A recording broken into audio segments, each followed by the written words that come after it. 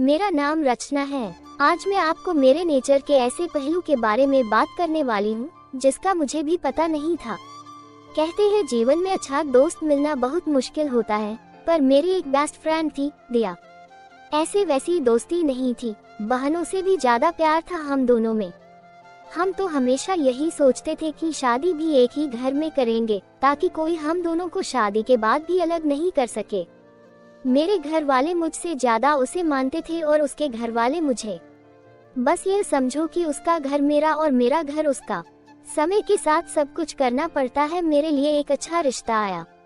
लड़का इंजीनियर था, अच्छा कमाता था, रवि नाम था उनका।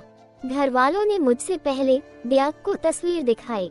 उसे देखते ही लड़का पसंद आ गया और मुझे भी बोली कि अच्छा है, तू मिलने जा उसको। मैंने बोला कि तू भी चलेगी, मैं अकेले नहीं जाने वाली। वो बोली पागल है तू, डेट पर जा रही है, मैं क्या करूंगी वहाँ कबाब में हड्डी। लेकिन मैं नहीं मानी। उसे बोला कि थोड़ी देर बाद तू चली जाना, लेकिन लड़के से बात कर ले मिलने। तू अपनी बेस्ट फ्रेंड को ऐसे ही किसी के साथ शादी करने देंगी क्या? मेरे मनाने पर वो मान गई। हम दोनों उससे मिलने गए। घर वालों को कोई ऐतराज नहीं था क्योंकि दिया मेरे साथ ही थी। रवि को हम एक रेस्टोरेंट में मिले। रवि हम दोनों को बहुत अच्छा लगा। दिया को तो इतना पसंद आया कि वो तो उसे जीजू बोलने लगी। रवि भी उसके साथ बहुत घुल गया था। देखा जाए तो रवि और दिया का स्वभाव बिल्कुल एक जैसा ही था, इसलिए मुझे भी पसंद आया। बस सब अचानक और जल्दी में हो रहा था। चट मंगनी और पट ब्याह वाला सीन हो रहा था मेरे साथ। बहुत जल्दी में हमारी शादी हो गई थी। एक अच्छी बात यह थी कि रवि की जॉब हमारे शहर में ही थी। उन्होंने एक नया फ्लैट ले लिया था, बाकी फैमिली अभी अपने पुराने घर में ही रहती थी। इस कारण शादी के बाद भी मुझे घर वालों और दिया से मिलने में कोई प्रॉब्लम नहीं होती थी। आए दिन वो मुझसे और रवि से मिलने हमारे यहाँ आती रहती थी। शादी के अभी 5 महीने ही हुए हैं। पहले मैं दिया को घर पर खाने या कभी बाहर जाते समय बुला लिया करती थी, लेकिन फिर रवि खुद ही फोन करके बुलाने लग गए थे। धीरे धीरे मुझे पता भी नहीं चला और मैं दिया से इनसेक्योर होने लगी। मुझे नहीं पता था कि शादी के बाद मुझ में ये चेंज आ जाएगा। रवि और दिया का स्वभाव एक सा ही था। दोनों को बातें करना बहुत पसंद था। मैं चुप रहती थी, दोनों हंसते ही रहते। दिया मुझसे ज्यादा इंटेलिजेंट, हंसमुख, मुफ्त थी, इस कारण हमेशा लोग उसे ज्यादा पसंद करते थे। शुरुआत में मुझे लगा कि अच्छा है, लेकिन बाद में मुझे ये सब अच्छा नहीं लग रहा था। मेरे पति का बार बार हर बात में दिया दिया करना मुझे चुभने लगा। उसका भी बात बात में उनका हाथ पकड़ना और हंसते रहना मुझे खाने लगा। मैंने अपनी तरफ से अब दिया को बुलाना और उसने मिलना कम कर दिया। मैं कोशिश करती कुछ बहाने से कि वो अब घर भी ना आए। एक शाम अचानक ही वो और मेरे पति साथ में घर आए और बाहर डिनर का बोलने लगे। मैंने कहा कि मेरी तबीयत ठीक नहीं है। दिया बोली इसका हमेशा ऐसा ही रहता है, बोरिंग घर में रहती है, इसके लिए कुछ पैक करा लेंगे, चलो जीजू हम दोनों चलते हैं। उन्होंने मेरी तबीयत भी नहीं पूछी और दिया के साथ बाहर डिनर पर चले गए। उस दिन मेरे कलेजे पर जैसे सांप लौट गए थे। मेरे साथ ये क्या हो रहा था मुझे नहीं पता था, बस मैं इतना जानती थी कि मुझे ये सब अच्छा नहीं लग रहा था। रात जब वो घर आए तो मेरा पारा चढ़ा था। वो तो आए ही, उनके साथ दिया भी आ गई। दोनों अंदर आए और मेरा खाना टेबल पर रखते हैं। दिया कहती है कि अब मैं जाती हूँ। उसके ये बोलते ही मेरे मुंह से इतने दिनों का दबाया गया गुस्सा फूटा और मैंने कहा कि क्यों जा रही है, यही सो जाना हम दोनों के बीच में। दोनों की हंसी रुक गई। दिया को पता चल गया था कि मैंने मजाक में नहीं बोला है। कुछ पल उसने मेरी तरफ देखा, फिर दरवाजा खोलकर चली गई। रवि मुझे कहते हैं ये क्या तरीका है बात करने का। मैंने कहा आप ज्यादा चिंता मत करो, वो मेरी दोस्त है, आपको इतना बुरा क्यों लग रहा है?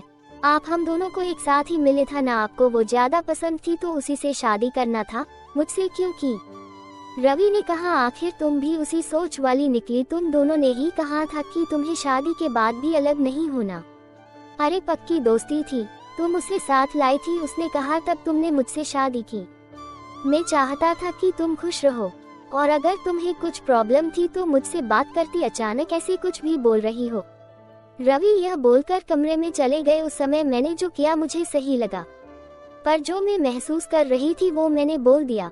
अगले दिन सुबह रवि ने मुझसे बात नहीं की, ना ही दिया का फोन आया और ना ही वो घर आई। एक दो दिन इनका मूड खराब रहा लेकिन फिर वो सही हो गए। शायद दिया ने ही उन्हें ऐसा करने का बोला हो, लेकिन अब घर में उनके मुंह से दिया का नाम नहीं आया। करीब 2 महीने हो गए थे दिया को आए या बात करें।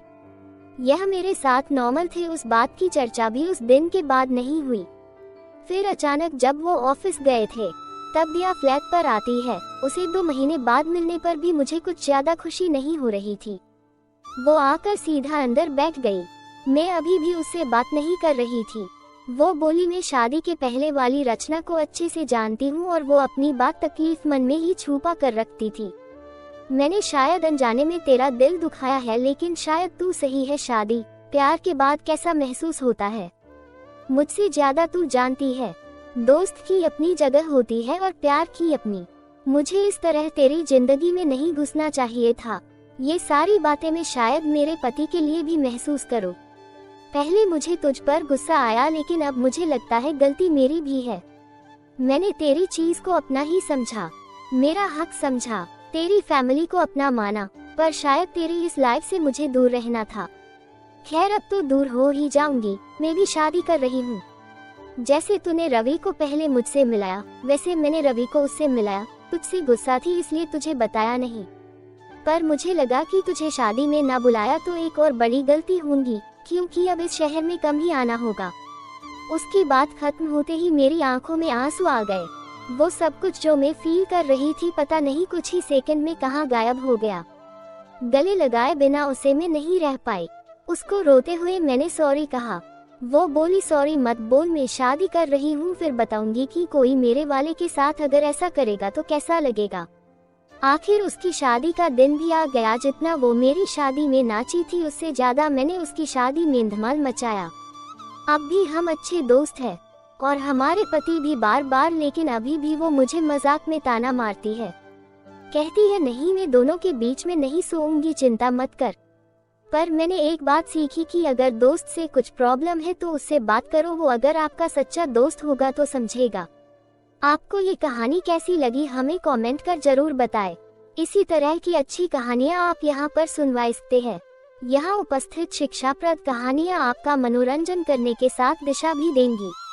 तो बने रहिए हमारे साथ और हमारे प्रयास को सफल बनाएं।